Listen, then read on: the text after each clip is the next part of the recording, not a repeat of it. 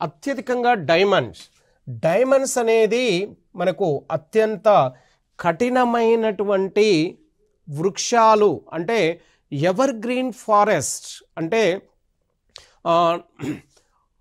Ever green forest ఎక్కడైతే ప్రాంతంలో ఉన్నాయో ఆ అడవులు ప్రకృతి సిద్ధంగా, అంటే విపత్తుల కారణంగా భూమి అంతర్భాగంలోకి ప్రవేశించి మండిన తర్వాత, బోర్న్ అయిన తర్వాత మనకు నాణ్యమైన బొగ్గు ఏర్పడుతుంది. ఆ బొగ్గు గ్రాఫైట్గా మారి వజ్రాలుగా మారుతుంది.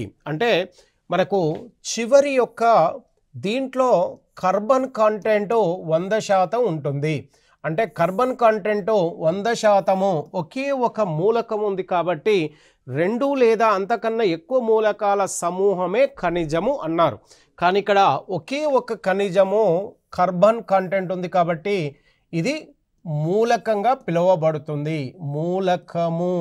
ఈ మూలకం 100% కార్బన్ కంటెంట్ కలిగిన ప్రపంచంలోనే అన్ని రకాల ఖనిజాలలో మనకు ఖనిజ రూపంలో కాకుండా మూలకం రూపంలో భూమి అంతర్నిర్మాణపు భూపటలంలోని కింది భాగంలో భూప్రవరంలో అధికంగా మనకు వజ్రాలు లభ్యమవుతాయి.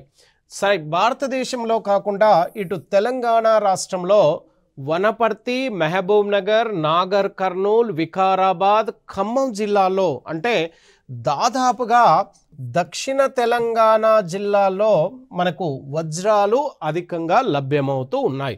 అత్యధికంగా నాగర్ కర్నూలు జిల్లాలోని బొల్లారం, అమరగిరి, సోమశిల, మద్దిమడుగు అనే ప్రాంతంలో ప్రధానంగా అత్యధికంగా ఈ వజ్రాలు లభ్యమవుతూ ఉన్నాయి.